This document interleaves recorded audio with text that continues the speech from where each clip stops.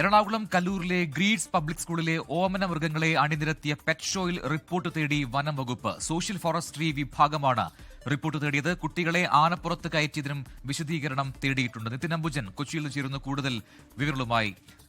നിതിൻ, എന്താണ് ഇത്തരത്തിലൊരു pet show നടത്താനുണ്ടായ സാഹചര്യം? അതിലിപ്പോൾ എന്തുകൊണ്ട് ഈ നടപടി വരുന്നു? അതിന്റെ കൂടുതൽ വിശദാംശങ്ങൾ എന്താണ്?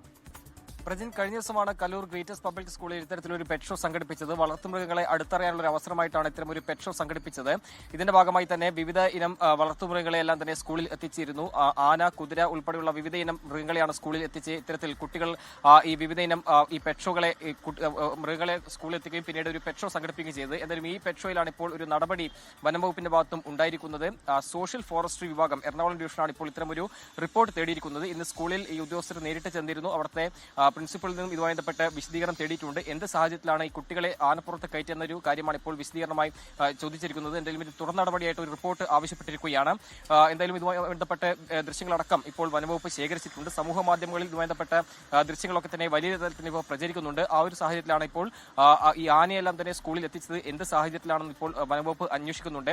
ഇതിലെടുത്തു പറയേണ്ട ഒരു കാര്യം, വൈൽഡ് ലൈഫ് പ്രൊട്ടക്ഷൻ ആക്ടിന്റെ ഷെഡ്യൂളിൽ പെടുന്ന മൃഗങ്ങളെ എത്തിച്ചിട്ടുണ്ടെങ്കിൽ അതുമായി ബന്ധപ്പെട്ട തുടർ നടപടി എന്തായാലും വനംവകുപ്പിന്റെ ഭാഗത്ത് ഉണ്ടാകുമെന്നാണ് ഇപ്പോൾ വനംവകുപ്പ് അറിയിക്കുന്നത്. സ്വാഭാവികമായിട്ടും ആ നിലയിലൊരു ഈ ആനകളെ ഈ സ്കൂളിൽ എത്തിക്കുന്നതിൽ ഇതുമായി ബന്ധപ്പെട്ടൊരു അനുവാദം നൽകിയിട്ടുണ്ടോ അല്ലെങ്കിൽ അനുവാദം തേടിയിട്ടുണ്ടോ തുടങ്ങിയ കാര്യങ്ങളൊക്കെ പരിശോധിക്കുന്നുണ്ട്. അത്തരം അനുവാദം നൽകുന്നൊരു രേഖകളൊക്കെ തന്നെ അപേക്ഷകളൊക്കെ തന്നെ നൽകിയിട്ടുണ്ടോ തുടങ്ങിയ കാര്യങ്ങളൊക്കെ പരിശോധിക്കുന്നുണ്ട്. അങ്ങനെ ഒരു കൃത്യമായ അപേക്ഷയോട് കൂടി തന്നെയാണ് ആ ഒരു നടപടിയെങ്കിൽ മറ്റ് തുടർ നടപടിയിലേക്ക് പോകില്ല. അതല്ലാതെ അപേക്ഷ നൽകാതെയാണ് ഇങ്ങനൊരു മൃഗങ്ങളെ എല്ലാം തന്നെ ഇവിടെ എത്തിച്ചത് ഷോ സംഘടിപ്പിച്ചതെങ്കിൽ സ്വാഭാവികമായിട്ടും വനംവകുപ്പ് അത്തരമൊരു നടപടിയിലേക്ക് പോകാൻ തന്നെയാണ് സാധ്യത. അതിന്റെ റിപ്പോർട്ടാണ് ഇപ്പോൾ തേടിയിരിക്കുന്നത്. കഴിഞ്ഞ ദിവസമാണ് pet show Kallur greatest public സ്കൂളിൽ സംഘടിപ്പിച്ചത്.